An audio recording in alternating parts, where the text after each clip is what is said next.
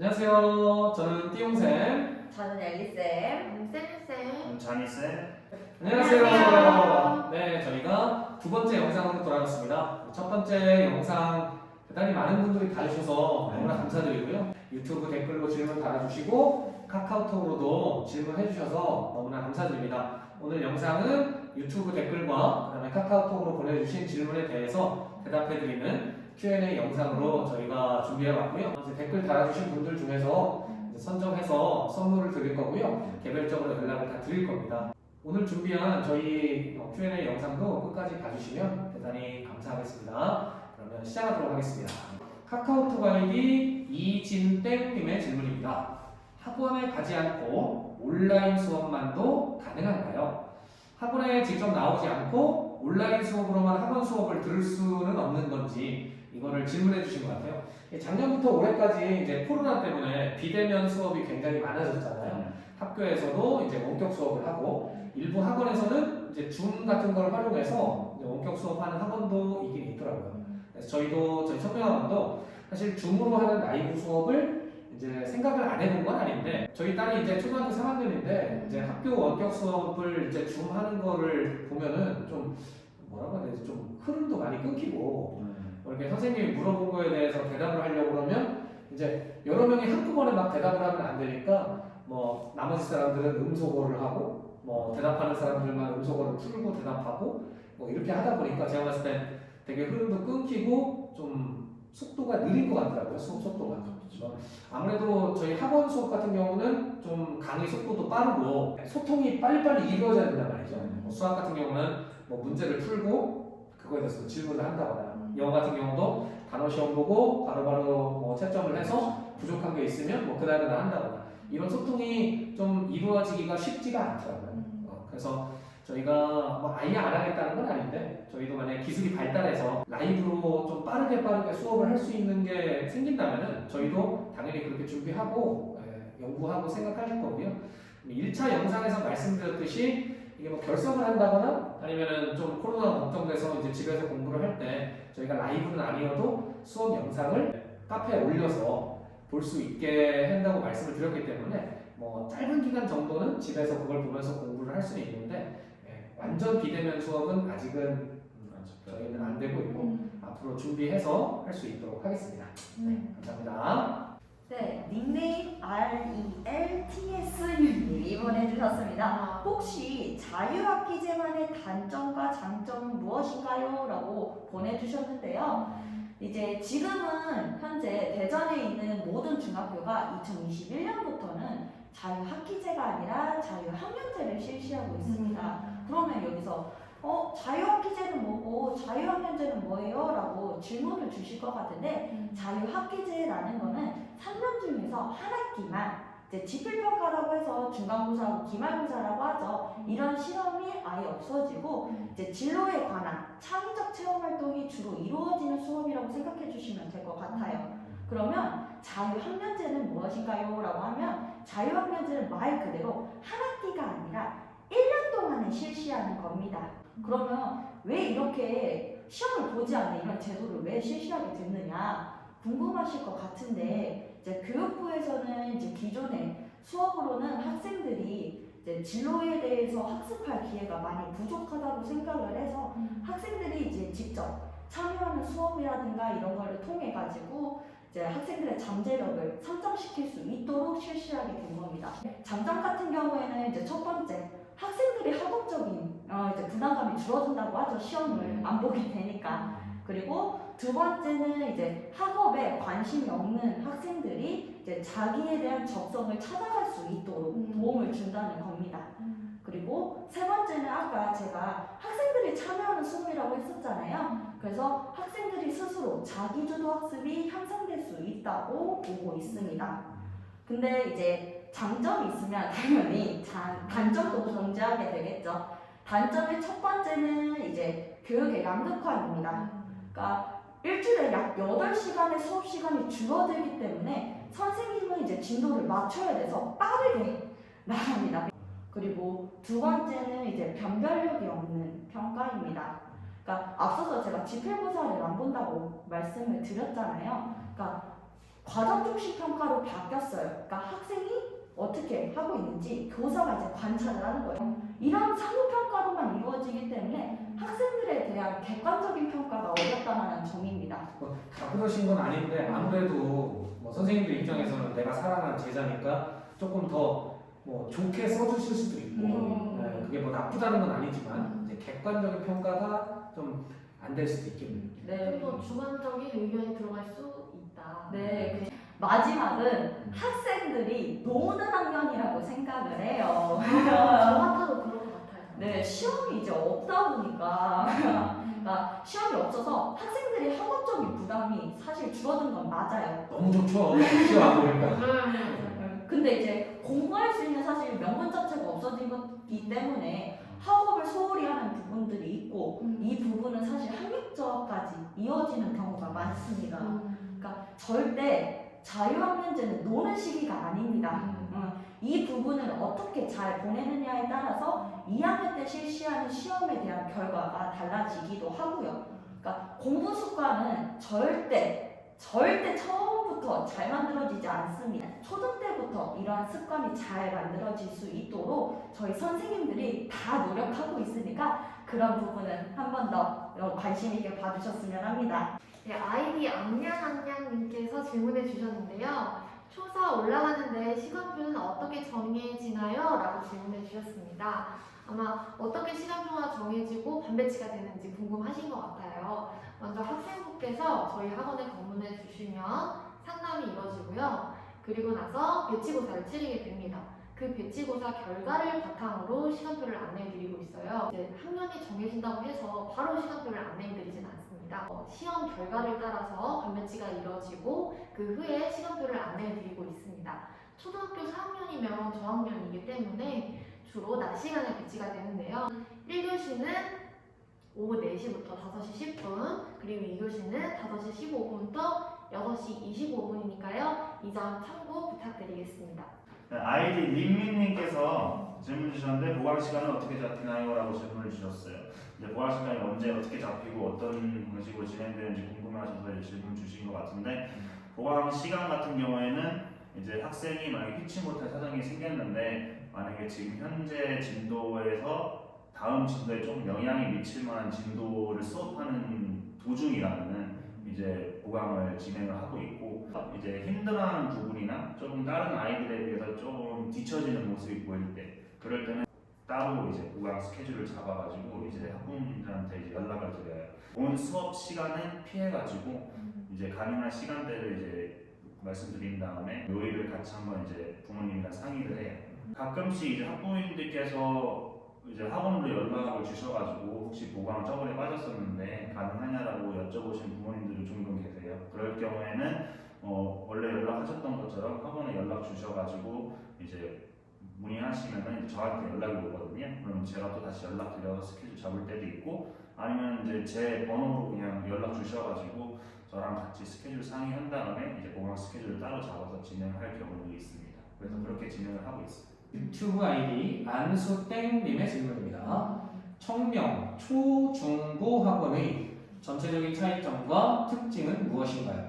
아무래도 저희 청명학원이 초등부, 중등부, 고등부 이렇게 나뉘어 있다 보니까 그 부분이 궁금하셔서 질문을 해주신 것 같아요.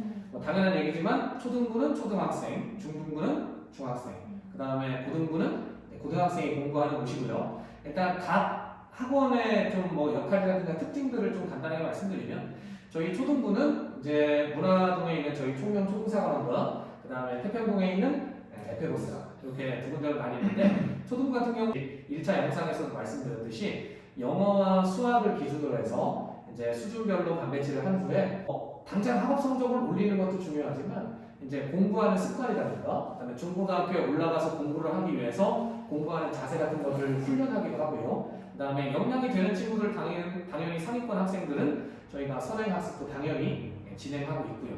초등부는 그렇게 되고 중등부 같은 경우는 좀 초등학생과 달라지는 경우가 분명히 있죠. 중학교는 중간고사와 중간고사를 보게 되기 때문에 그 시험을 잘 봐야 돼요, 사실은 중학생들은. 그래서 중등부 같은 경우는 뭐 1년 내내는 아니지만 그 부분에 대해서 이제 시험 대비를 해주는데 좀 큰 역할을 하고 있습니다.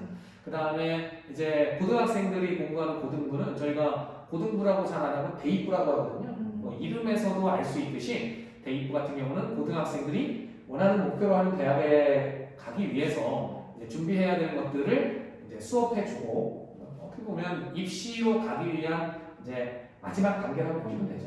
그래서 중간고사, 기말고사, 고등학교 내신 시험도 준비해야 되고 그다음에 최종적으로 이제 수능, 수학 능력 시험도 준비해야 되기 때문에 그런 것들을 이제 지도해 주는 곳이라고 보면 될 것 같습니다.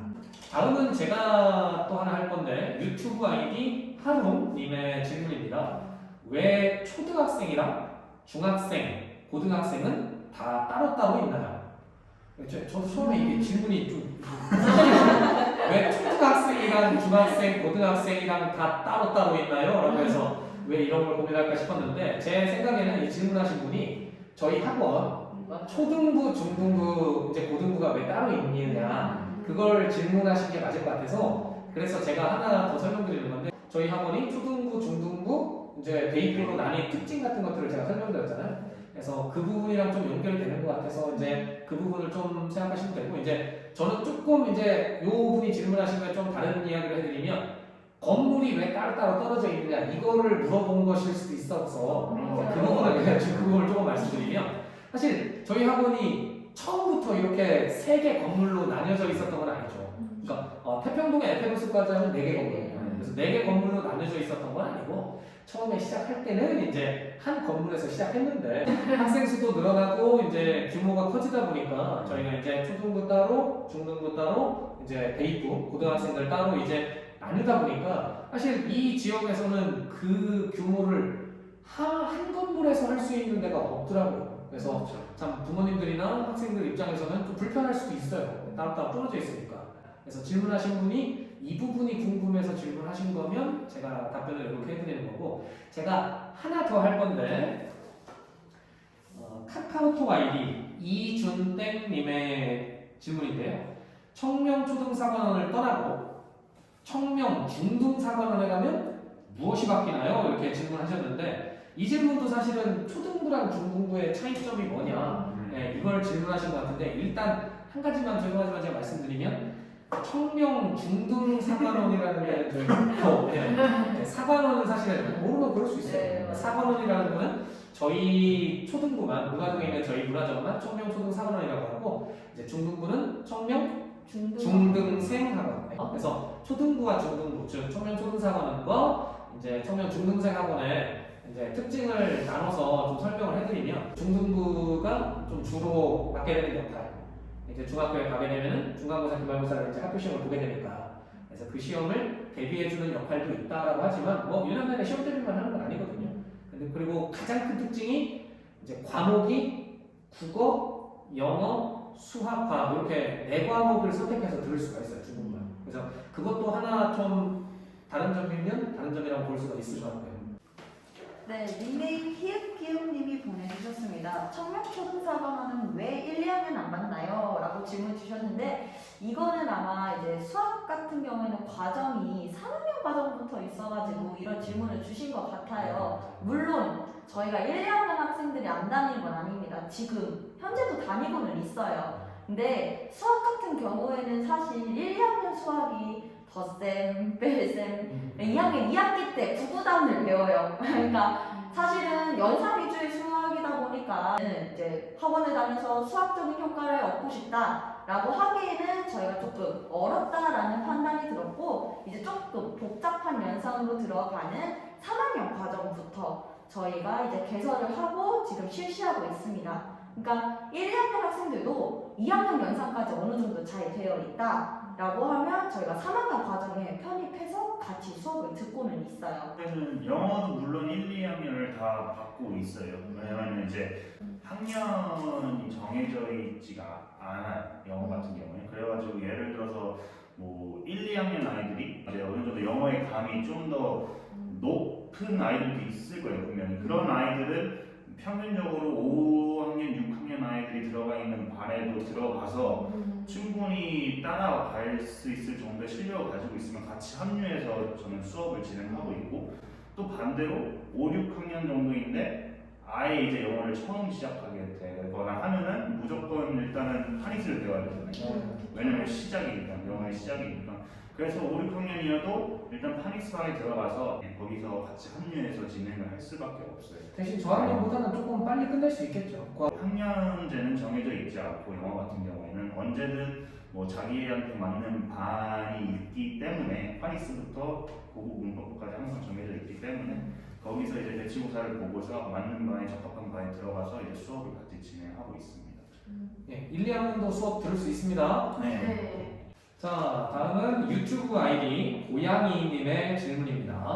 고양이. 네. 엄마는 공부하라 하는데 아빠는 초등학생은 놀아도 된다고 하세요. 어떤 게 맞는지 모르겠어요. 알려주세요. 초등학교 때 놀면 중학교 가서 공부의 흥미를 못 느끼나요? 아, 이건 굉장히 심각한 거예요. 학생 입장에서는 지금 엄청 혼자서 아니 엄마는 공부하라 그러는데 아빠는 그냥 놀아 이렇게 하니까 그래서 놀고 싶은 마음이 크지만 이거 놀아도 되는 건가 그런 생각도 들 거고 일단 너무 진지한 질문이기 때문에 저도 정확하게 설명을 드릴게요. 지금 제일 중요한 건 뭐냐면 사실 저도 초등학교 3학년 딸이 있는데 이게 엄마랑 아빠가 공부에 대한 의견을 먼저 통일을 해주셔야 되는 게 굉장히 중요해요. 왜냐면 우리 학생들이 가장 먼저 듣게 되는 말은 엄마의 말과 아빠의 말이기 때문에 이건 신뢰도가 굉장히 크거든요. 그러니까 엄마는 공부하라고 그러는데 아빠는 그냥 놀아 라고 얘기하면 정말 학생은 중심을 잡을 수가 없어요. 그래서 정말 죄송한 말씀이지만 우리 고양이님의 아버님과 어머님께서는 일단 의견을 좀 통일을 해주셔야 돼요. 조금 놀릴 것인지 아니면 공부를 시킬 것인지 그게 먼저 중요하고요. 그 다음에 초등부의 역할 중에 가장 큰 거는 사실은 학업 수준을 막 끌어올리는 것보다도 앞으로 공부를 어떻게 할 건지에 대해서 연습하고 훈련하고 준비하는 게 사실은 제일 중요해요. 근데 이게 운동도 똑같이 스트레칭이나 준비 운동이 없이 그냥 무리한 운동으로 바로 들어가면 이거 분명히 다치거든요. 그런 것처럼 수준을 끌어올리는 공부보다도 앞으로 공부를 하기 위해서는 조금씩 준비를 하고 스트레칭 하듯이 풀어줘야 된단 말이죠. 그 준비가 안 된 상태에서는 중학교에 들어가더라도 공부를 하고 싶어도 잘 안 될 수가 있단 말이에요. 초등학교 때 자기 수준에 맞지 않는 무리한 선행을 하게 되면 거기서 이제 흥미를 잃어버리는 거예요. 지쳐버리고 본인 능력보다 훨씬 더 많은 거를 해야 된다는 걸 요구받기 때문에 그러면 당연히 초등학교 때부터 지치고 중학교, 고등학교에 올라가서 공부를 하기 싫어지는 게 맞죠. 공부를 하고 싶으면 초등학교 때부터 조금씩 자기 수준에 맞는 공부는 하고 있어야 된다는 말씀입니다. 일단 어머님, 아버님 다시 한번 부탁드릴게요. 의견을 좀 통일시켜주셔야 우리 고양이님에게 어떻게 해야 되는 게 맞는지 좀 통일을 해주시고 그다음에 고양이님의 수준에 맞는 정도의 공부까지는 당연히 하고 계셔야 되는 게 맞습니다.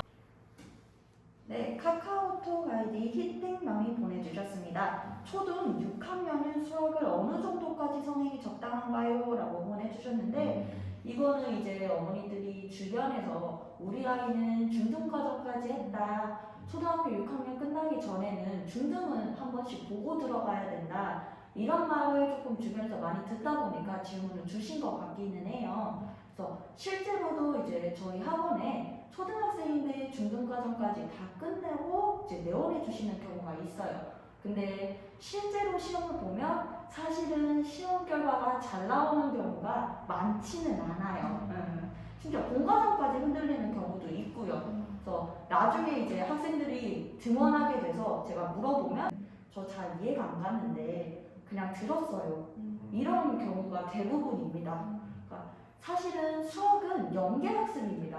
지금 하고 있는 이 과정들이 탄탄하게 잘 발표나가지 않으면 그 다음 과정이 진행이 되지 않는 학문이에요. 이 과정을 탄탄히 밟고 넘어가야 선행이 이루어진다고 생각을 하고 저희가 다양한 난이도의 반을 개설하고 있고요. 그리고 선행 과정까지 이어지고 있습니다. 그래서 잘 따라가는 학생들은 이제 최대 2년까지의 선행을 바라보고 있고요. 이제 열심히 하지만 이제 조금씩 천천히 나가야 되는 친구들이 있어요. 그런 학생들은 저희가 한 학기의 선행을 적당하다고 생각을 하고는 있습니다. 네, 아이디 윌로리다님께서 질문 주셨는데 원어민이 없는데 영어 교육이 가능한가요? 라고 질문을 주셨어요.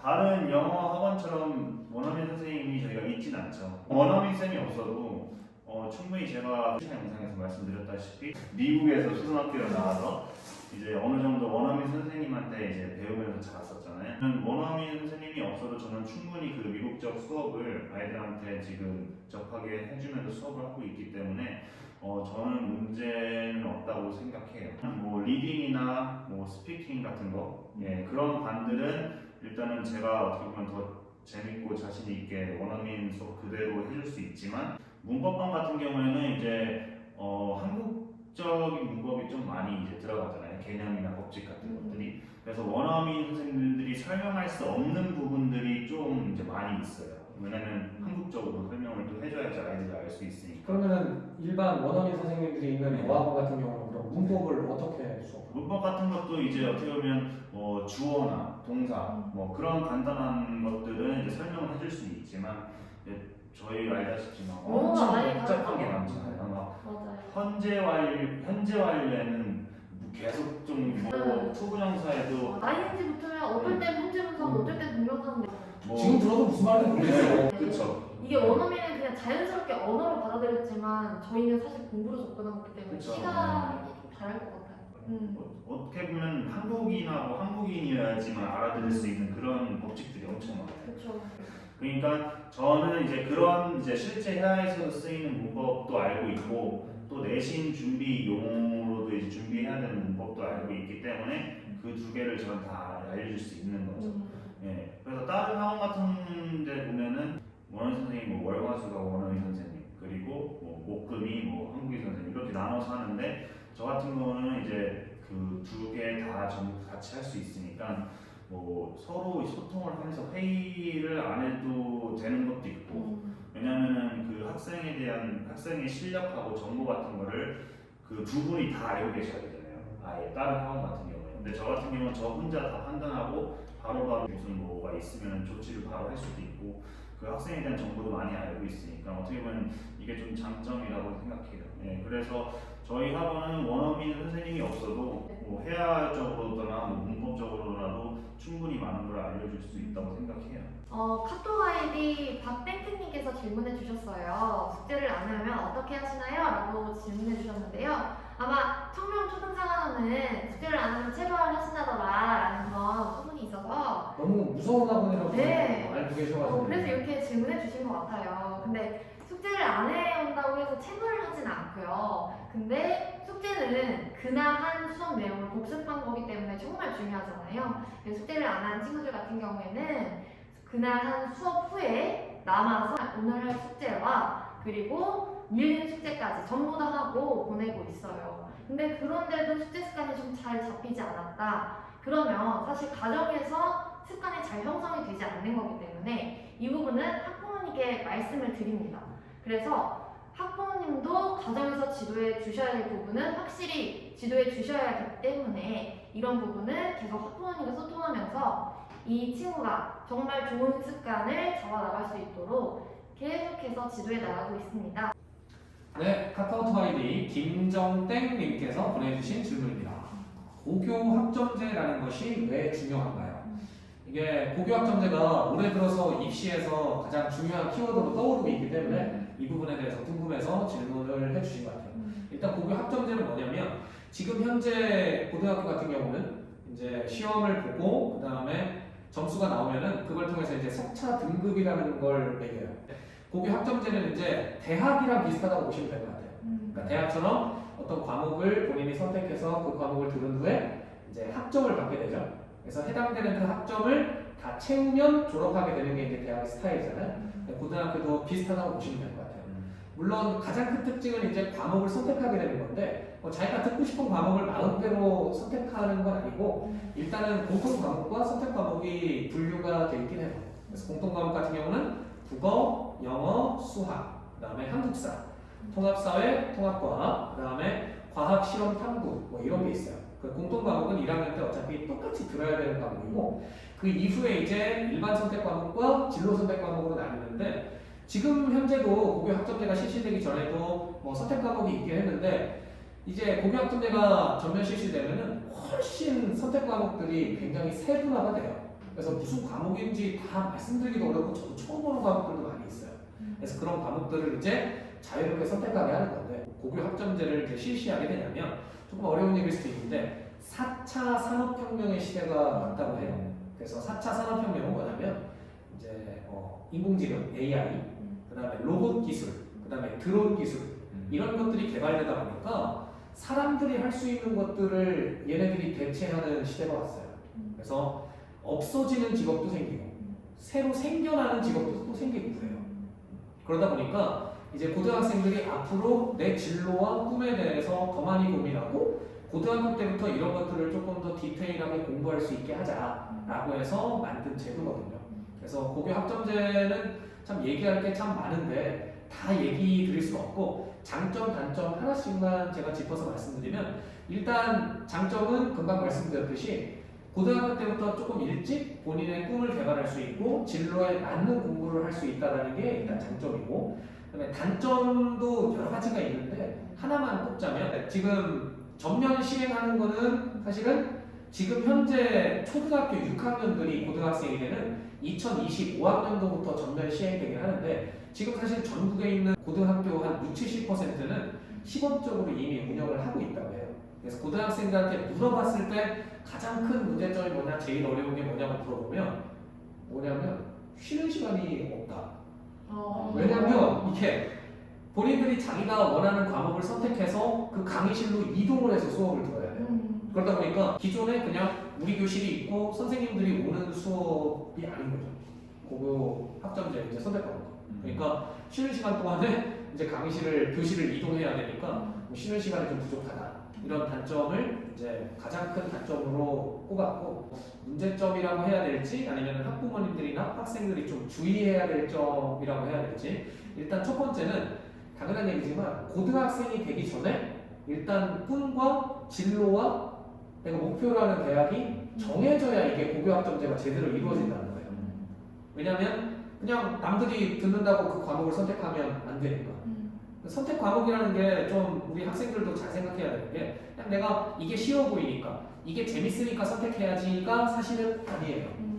결국은 고교 학점제도 좋은 대학에 내가 목표로 하는 대학에 가기 위한 어떤 입시의 한 제도인데 이게 굉장히 특이한 게 뭐냐면 입시의 주체가 누굴까요? 대학 입시의 주체가 누구라고 생각해요? 그러니까 학생들이라고 생각하는데 학생들이 아니에요. 입시의 주체는 대학이에요, 사실. 잘 생각해보면 우리가 원하는 대학에 가고 싶다고 우리가 아무리 얘기해도 그 대학이 요구하는 게 뭔지를 모르고 있고 그 대학에서 원하는 성적이 안 되면 또는 원하는 과목을 공부하지 않았으면 그 대학에 합격할 수가 없는 거예요. 결국은 슬픈 현실이지만 입시의 주체는 대학이기 때문에 이 선택 과목이라는 것도 내가 목표로 하는 학과가 있고 그 학교가 있으면 그 학교에서 요구하는 선택 과목이 분명히 다르단 말이에요. 그런 것들을 미리 파악하고 알고 선택해야 된다는 게 굉장히 중요한 점이에요. 그 다음에 한 가지 더 말씀드리면 지금 아까도 살짝 말씀드렸지만 지금 현재는 과목별로 시험을 보면 석차 등급이라는 걸 매기고 그 등급을 통해서 이제 내신이 산출이 되면서 이제 대학에서 학생들을 뽑는 거예요. 고교 학점제에서는 성적을 어떻게 산출하냐면 지금 중학교에서 이제 너무 옛날 얘기 같은데 저희 때는 수리안가 그거는 모르는 척하지 말고 고등학교 때 학부모님들은 다 아실 거예요. 저희 뭐 수, 미양가 뭐 이렇게 했잖아요. 그다음에 이제 고등학교 올라가면은 뭐 전체 등수 몇 등, 뭐 반에서 몇 등, 학급 석차 몇 등 이랬는데 사실은 중학교에서는 시험을 보면은 뭐 등수가 몇 등이 아니라 이제 평점을 매기거든요. 뭐 A, B, C, D 뭐 이런 식으로. 그다음에 이제 고등학교에 와서도 사실은 선택 과목 같은 경우는 A, B, C, D, E 그다음에 I까지도 있다고 해요. 이 고교 학점제에서의 선택 과목은 I는 뭐냐면 이제 미이수. 그러니까 그 과목이 정확하게 이수가 되지 않았다라고 하면은 이제 미이수 판정이 뜨는 건데 이게 대학하고는 조금 다른 게 대학에서는 이제 낙제를 하게 되면 다시 들어야 되잖아요. 한 학기를 더 수업을 듣는다거나 이래야 되는데 이제 고등학교에서 과목을 이수 못했다고 해서 고3인데 졸업을 안 시키고 수업을 더 듣게 할 수는 없으니까 이제 교육부에서 이야기한 거는 미이수가 뜰 것 같다. 성취도가 좀 부족한 학생이 있다라면 미리 보충 수업을 한다거나 온라인 수업을 연계한다거나 해서 이거를 좀 미이수하는 일이 없게끔은 하겠다라고 이야기를 하더라고요. 아무튼 이렇게 성취도로 평가를 하기도 하는데 사실은 성취도로만 평가를 하는 게 아니라 일반 선택 과목은 지금 현재 고등학교에서 실시하고 있는 석차 등급도 병행한다는 거예요. 그럼 석차 등급이 왜 위험하냐면 내가 예를 들어서 이 과목이 듣고 싶어 선택을 했어. 근데 그 과목을 수업을 듣는 학생이 몇 명 안 되면 사실 그 중에서 이제 상대 평가로 해서 등급을 매기는 거기 때문에 정말 잘해야 돼요. 진짜. 1등하지 않으면 1등급이 될 수 없는 뭐 이런 경우도 생길 수 있다는 거죠. 그러니까 그런 것도 좀 주의해서 좀 과목을 선택해야 되는 것도 중요하고. 그다음에 아까도 말씀드렸지만 초등학생인데 무슨 뭐 고교학점제를 자꾸 이야기하냐라고 할 수 있지만 아까 말씀드린 것처럼 현 초등학교 6학년 2021년 기준으로 현재 6학년 학생들이 이제 고등학생이 되는 2025학년에 전면 시행되기 때문에 미리 알고 좀 준비를 하셔야 된다는 거죠.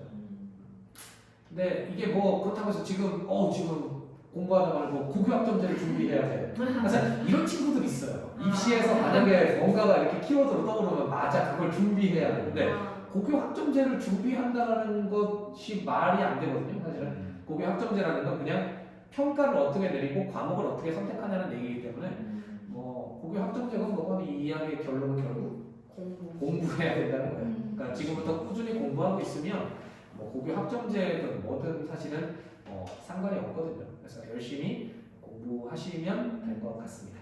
네, 유튜브 아이디 채영님께서 올려주신 질문이네요. 어떤 방식으로 공부를 해야 머리에 쏙쏙 들어올까요? 많이 어려운 질문입니다.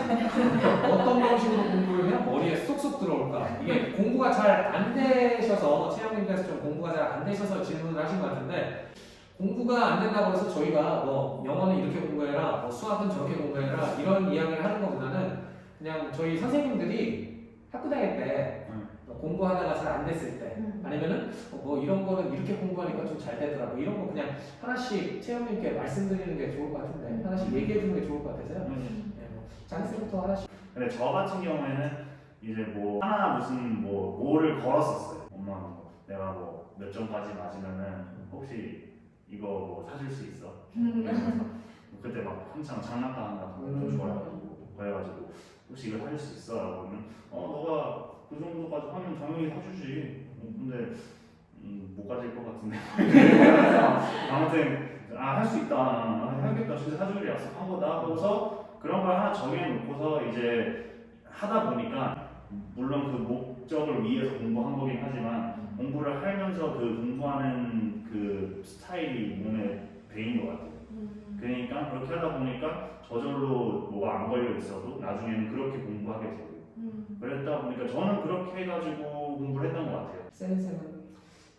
저는 자투리 시간 좀 활용을 잘했던 것 같은데 만약에 놀더라도 제가 이제 영어에 한정돼서 말씀드리면 놀더라도 뭐 미드를 본다던가 아니면 요즘에 유튜브로 이제 좋은 채널들이 많잖아요. 좀 다양한 채널 뭐 만약에 내셔널 지오그래픽이라든지 뭐 CNN 뉴스 같은 거 그냥 이렇게 보고 아니면 짧은 되게 미국 버라이어티 쇼 같은 걸 보는 거죠. 그러면 이제 자연스럽게 영어 단어도 들을 수 있고 다양한 배경 지식이 좀 쌓인단 말이에요. 그럼 이제 독해 지문이나 이런 걸 만났을 때도 내가 들었던 그런 배경 지식이 지문으로 나오네. 그러면서 자연스럽게 제가 자투리 시간 되게 재미있게 보냈던 그런 것이 학습으로도 이어지는 부분이 있거든요. 저도 제가 이 부분을 경험했기 때문에 한번 그렇게 해보시면 도움이 많이 될 것 같습니다. 네. 엘리쌤. 저는 이제 뭐 수학은 사실 좋아해서 되게 열심히 하고 점수도 잘 나왔는데 사실 국어가 정말 제가 못했어요. 이제 애들이 너 국어 바보 아니야? 라고 할 정도로 제가 국어를 너무 싫어해서 사실 국어를 해보려고 노력하고 어려운 문제집도 막 많이 풀어보고 했는데 사실 점수가 잘 늘지는 않더라고요. 그래서 저는 완전 처음부터 시작했어요. 그러니까 저는 이제 고등학교 2학년 때 이제 중학교 거 진단평가 그 정도 난이도로 고등학교 2학년 때 책을 사서 거기서부터 공부를 했어요. 그러니까 애들이 와 너 이런 거 공부해? 하고 무시했는데 제가 그거를 3개월 동안 계속 중학교 지문만 본 거예요. 그러니까 사실 3개월 만에 30점이 뛰더라고요. 저는 거기서 이제 알았어요. 사실 기본이 잘 돼야 돼요. 모든 과목은. 그러니까 옆에서 와 너 이거 해? 너무 쉬운 거 아니야? 이런 거에 절대 흔들리면 안 돼요. 지금 하는 과정 절대 창피하지 말고 꾸준하게 하면 언젠가는 빛이 볼 거예요. 그다음에 저는 이제 공부할 때 하루에 뭘 해야 될지를 이렇게 적어놨었던 것 같아요. 그러니까 몇 시에서 몇 시까지 이렇게는 안 해도 오늘 해야 될 것, 구체적으로 뭐 수학, 영어 이게 아니라 뭐 수학이면은 뭐 무슨 단원에 뭐에 대해서 몇 분 동안 공부한다. 뭐 영어면 오늘 영어 단어 몇 개를 몇 분 동안 배운다. 그 다음에 뭐 국어면 오늘 뭐 문학 작품을 뭐 몇 개 읽는다. 뭐 이렇게 정해놓고 수학 문제를 풀다가 오늘 몇 문제를 풀어야겠다라고 정해놨지만 풀다가 막히면 사실 친구들 중에서는 뭐 밤을 새서 고민을 했다. 뭐 몇 날 며칠을 그걸 가지고 끙끙거렸다라는 경우도 있는데 저는 그냥 풀다가 막히면 그냥 안 풀었어요. 그러고서 수학을 하다가 막히면 그냥 영어로 했어요. 대신에 오늘 해야 될 분량은 정해놨었으니까 미리 계획을 해서 그러니까 메모를 해놨었으니까 그래서 오늘 완료되면 그거를 이제 이렇게 줄을 그어서 지워나가는 형식으로 수학이 아까 막혔는데 해결을 못했으니까 지워지지 않았으니까 다른 과목을 공부하다가 아니면 문학 작품을 좀 읽다가 다시 머리를 환기시키고 다시 돌아와서 수학 문제를 풀면 내가 왜 아까 못 풀었지? 뭐 이런 생각이 그런 경우 있을 거예요. 우리 학생들도 안 풀렸는데 다음날 보면은 내가 스스로 창피해. 이거 내가 왜 풀었지? 쉽게 풀렸는데 어제 내가 풀었지? 막 이런 게 있단 말이에요. 그러니까 이게 스트레스거든요. 결국은 막 안 풀리는 걸 억지로 그쵸. 억지로 이걸 내가 어떻게든 풀어야지. 근데 물론 이건 개인 차이는 있을 수 있어요. 그거를 막 밤을 새서 풀어가지고 답을 구해가지고 희열을 느끼는 뭐 이런 사람들도 있긴 한데 저는 조금 달랐거든요. 그러니까 지금 채영님도 좀 공부가 안 돼서 조금 힘들어서 질문을 하신 것 같거든요. 그러니까 안 되고 막히는 부분이 있으면 일단 넘어가고 어쨌든 저는 그래서 그날 해야 될 분량을 끝내면 스스로 좀 성취감도 있고 기분도 좋고 벌써 지치면 안 되잖아요. 초등학생인데. 그러니까 열심히 할 수 있으면 좋겠습니다. 아이디 비미니스님께서 네. 그 질문을 주셨는데 6학년 제자들을 중등부로 보내는 마음이 어떤가요? 라고 이제 보내주셨어요. 이제 제가 보기에는 지금 거의 수업 듣는 학생 중에서 6학년이 질문한 것 같은데 물론 저는 이렇게 6학년 학생들 한 번에 많이 보낸 적은 처음이에요. 이제 제가 저랑 이제 같이 수업한 게 거의 한 이제 1년 반이 돼가는 것 같아요. 6학년들은. 그래서 많이 아쉽고 많이 슬프기도 해요. 왜냐면 정도 많이 들었고. 또 아이들도 이제 저한테 물어봐요. 이제 저희 이제 가는데 혹시 중등부 가면은 선생님이 또 수업하시냐 그렇게 하는데 미안하다. 나는 중등부 선생님이 아니라 여기서 있어야 되고 우리는 헤어져야 할 운명이야. 아이들이 뭐 서운해서 물어본 건지는 뭐 확실하지는 않겠지만 아무튼 서운해하는 모습을 이렇게 보이는 아이들도 있고 하는 거 보면 좀 마음이 편치는 않아요. 막상 중등부 가면 또 이제 중등부 선생님이랑 또 분명히 정도 많이 들 거고 또 거기서 이제 적응을 하겠죠. 또 이제 중등부 다니다가 뭐 저희가 보고 싶으시다면 언제든지 시간 될 때 와서 찾아와 주면은 반갑게 인사하시도록 하겠습니다. 저는 아직 애들이 너무 애기애기한데 중학교 가서 잘할 수 있을까? 거기 가서 정말 열심히 하고 잘 적응을 잘 했으면 좋겠어요. 얘들아 그동안 어려운 수학하느라 너무 고생 많았고 선생님은 항상 너네들 응원하니까 열심히 수학 공부해야 된다. 저는 항상 6학년들을 보낼 때마다 좀 미안한 생각이 들어요. 좀 학생들한테 뭐라고 해야 되지? 막 소리도 많이 지르고 수업하다 보면 아쉬운 마음이 드니까 내가 가르쳤는데 학생들이 모르면 좀 안타깝고 그러다 보니까 좀 혼도 많이 내고 뭐 소리도 지르고 뭐 무섭게 했던 것 같은데 그래서 그런 마음은 안 가지고 갔으면 좋겠고 중국 가서도 열심히 하고 잘 할 수 있을 거라고 믿습니다. 강연 화이팅! 자, 유튜브 댓글과 카카오톡으로 해주신 질문에 대한 저희 Q&A는 다 마쳤고요. 대답해 드릴 수 있는 한에서는 열심히 대답해 드렸는데 많은 도움이 되셨을 수도 있고 또 궁금하신 부분이 다 풀어지지 않았다라고 생각하실 수도 있지만 저희는 언제든 청명초등사관원에 있으니까요. 이런 부분에 대해서 또 설명해 드릴 수 있는 기회가 있을 테니까 언제든지 저희에게 궁금한 부분 있으시면 다시 한번 또 질문해 주셨으면 좋겠고요. 1차 영상에서도 말씀드렸듯이 12월에는 저희가 이제 개강을 준비하고 있어요. 그래서 개강 날짜 한 번 더 말씀드리면 12월 1일이고요. 12월 1일부터 저희가 개강을 하게 되는 거니까 상담하시고 테스트 보실 수 있어요. 그래서 미리 전화를 주셔서 상담과 테스트를 통해서 저희와 함께 공부할 수 있었으면 좋겠습니다. 저희가 자주는 아니어도 또 준비할 수 있는 컨텐츠 있으면 이렇게 컨텐츠 올릴 수 있도록 할 테니까 그때도 또 봐주셨으면 좋겠습니다. 끝까지 봐주셔서 대단히 감사합니다. 감사합니다. 안녕히 계세요.